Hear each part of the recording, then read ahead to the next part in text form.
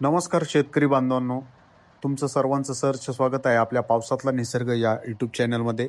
मी आज नाशिक जिल्ह्यामध्ये गेलो होतो. तर नाशिक जिल्ह्यामध्ये जाताना काही तालुके जसे की सायखेडा, निफाड, अजून आजूबाजूचे काही जे काही तालुके आहेत, त्या तालुक्यांमध्ये मी जाताना मी काही अनुभव घेतला.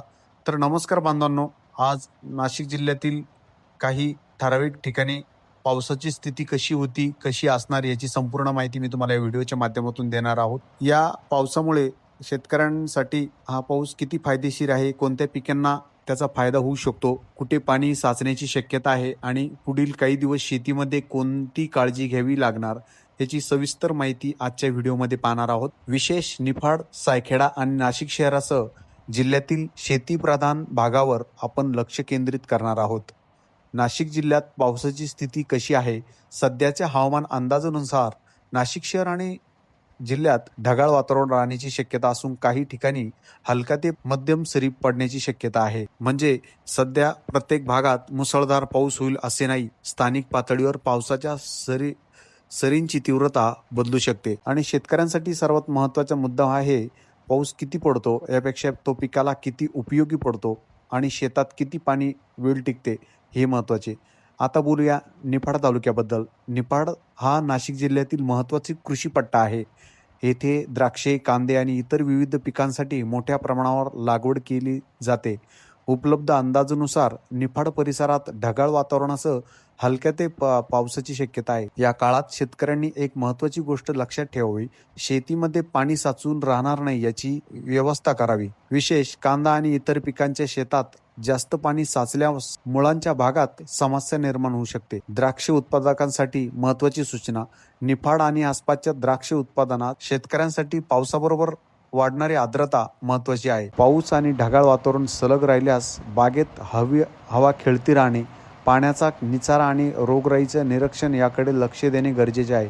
मात्र कोणतेही औषध फवारणीची करण्यापूर्वी स्थानिक कृषी अधिकारी किंवा कृषी तज्ज्ञांचा सल्ला घेणे योग्य राहील. सायखेडा आणि गोदावरी परिसर. आता सायखेडा आणि गोदावरी काठीच्या परिसराकडे वळूया. या भागात पावसाची सर आली तर शेतीसाठी ती फायदेशीर ठरू शकते. मात्र नदीकाठच्या आणि सखल भागातील शेतकऱ्यांनी पाण्याच्या पातळीवर लक्ष ठेवणे महत्त्वाचे आहे. पाऊस जास्त झाल्यास शेतातील अतिरिक्त पाणी शक्य तितक्या लवकर बाहेर काढण्याची व्यवस्था करावी. पिकाला पाणी आवश्यक आहे, पण मुळाशी सतत पाणी साचणे फायदेशीर नसते, हे शेतकऱ्यांनी लक्षात ठेवणे गरजेचे आहे. खरीप पिकांसाठी काय करावे? नाशिक जिल्ह्यातील खरीप पिकांसाठी पावसाची उपलब्धता महत्त्वाची आहे. सोयाबीन, मका, बाजरी, भाजीपाला आणि इतर पिकांमध्ये पावसानंतर शेतीची पाहणी करावी. कुठे पाणी साचले आहे का? पिकांना पाणी किंवा खोडावर रोगाची लक्षणे दिसत आहे का? शेतातील बांध फुटला आहे का? आणि पावसामुळे माती वाहून गेली आहे का? या गोष्टी शेतकऱ्यांनी लक्षात घ्यायच्या आहे. मित्रांनो, मी तुमच्यासाठी असेच नवनवीन व्हिडिओ तुमच्यासाठी घेऊन येणार आहोत. आज मी नाशिक जिल्ह्यामध्ये गेलो होतो. तुम्ही बघू शकता, हे संपूर्ण ढगाळ वातावरण आपल्याला या ठिकाणी बघायला मिळत आहे. पावसाची स्थिती तयार झाली होती. मी गाडीमध्ये असल्यामुळे मला जास्त काही थांबता आले नाही, पण मी जसे होईल तसा मी व्हिडिओ घेत राहिलो आणि मी व्हिडिओ टाकायचा प्रयत्न करीत राहिलो.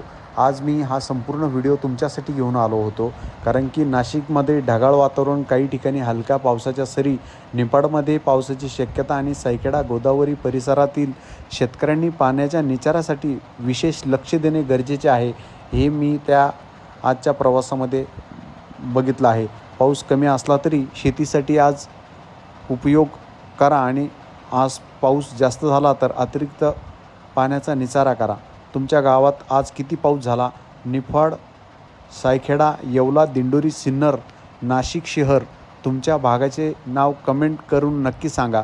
अशाच प्रकारच्या नाशिक जिल्ह्यातील पाऊस, शेती पिकांची परिस्थिती आणि शेतकऱ्यांसाठी महत्त्वाचे हवामान अपडेटसाठी आपल्या चॅनलला सबस्क्राईब करा. जय जवान, जय किसान. तुम्ही बघू शकता. तर चला, अशाच नवनवीन व्हिडिओसाठी आपल्या चॅनलला सबस्क्राईब करा, शेअर करा आणि कमेंट करायला विसरू नका. रामकृष्ण हरी.